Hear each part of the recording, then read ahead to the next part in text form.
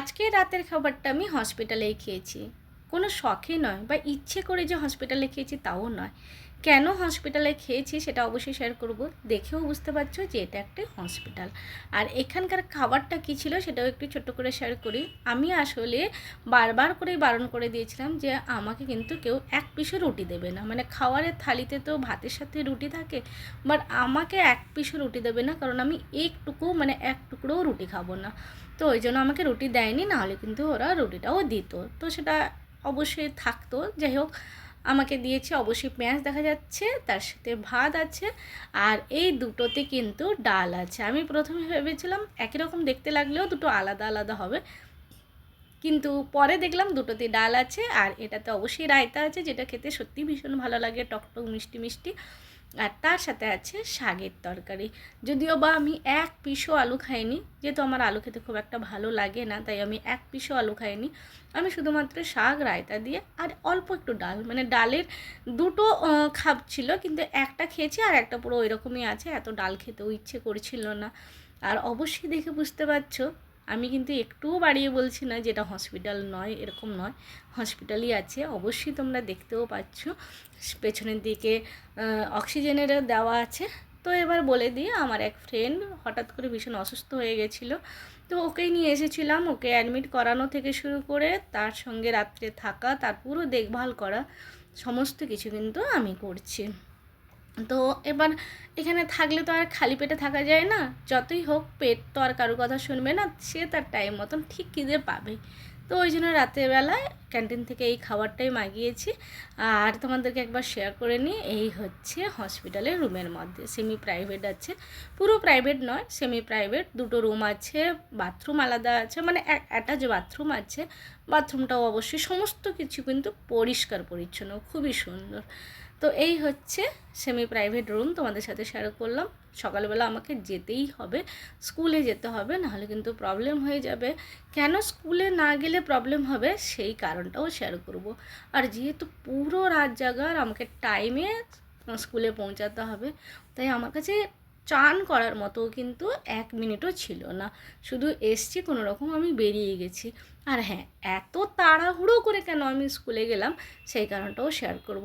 আর আমাদের বাড়ি থেকে কিন্তু অনেকটা দূরেই এই হসপিটালটা, তো যেতে আসতে অনেকটাই সময় লেগে যায়। হঠাৎ করে চলে গেলাম, পৌঁছে গেলাম, এরকম নয়, অনেকটাই দূরে আছে। তো ওই জন্য যেতে আসতে সঙ্গে কেউ থাকলে সেটা বেশি ভালো হয়।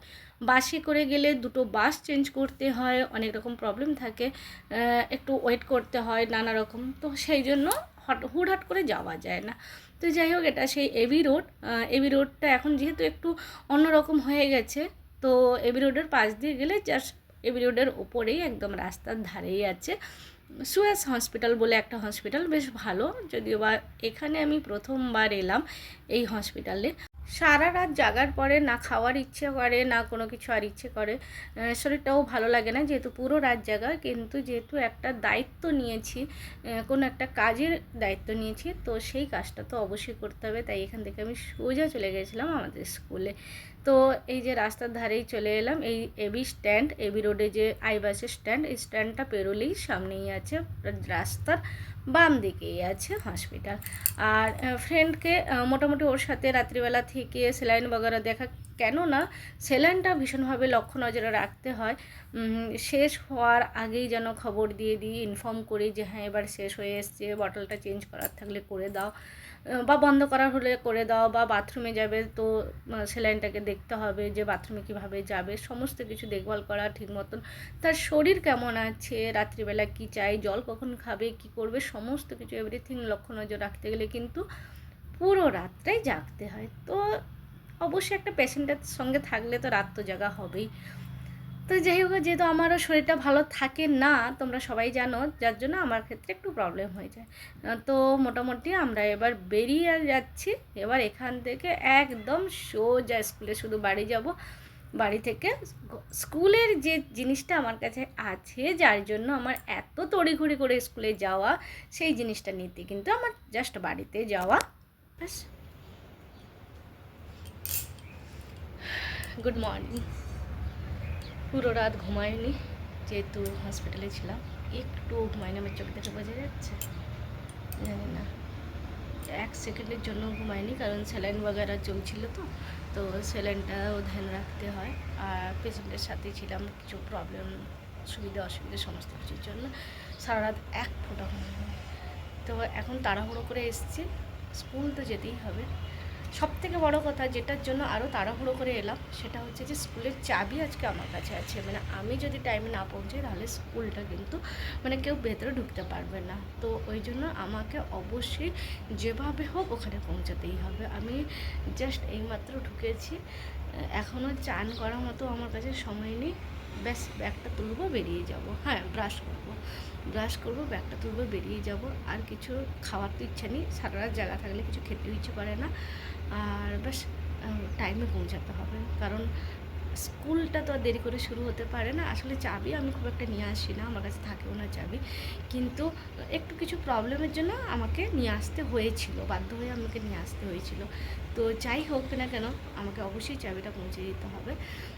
আর স্কুল যাওয়া মানে সেখানেও কাজকর্ম করতেই হবে। সেখানে এটা নয় যে আমি রাত্রে ঘুমিয়েছি কি ঘুমাইনি, আগে কি করেছি, কতটাও ক্লান্ত, কি কি কাজ করেছি আগে, সেটা তো দেখা কথা নয়। সেখানে গেছি যখন, আমাকে আমার কাজ করতেই হবে, সে যতই ঘুম পাক, যতই শরীর খারাপ হোক, যাই হোক। আর পেটটাও দেখছি গ্যাস হচ্ছে, তো আমাকে ওখানে কিন্তু স্কুলেও কিন্তু পুরো কাজ কমপ্লিট করতেই হবে। পুরো ডেকোরেশন আছে, পিটিএম আছে, পিটিএমের ডেকোরেশন আছে, তারপরে রিপোর্ট কার্ড বানানোর আছে, লেসন প্ল্যানিং করার আছে। এই সমস্ত কিছু কিন্তু আজকের দিনেই করতে হবে।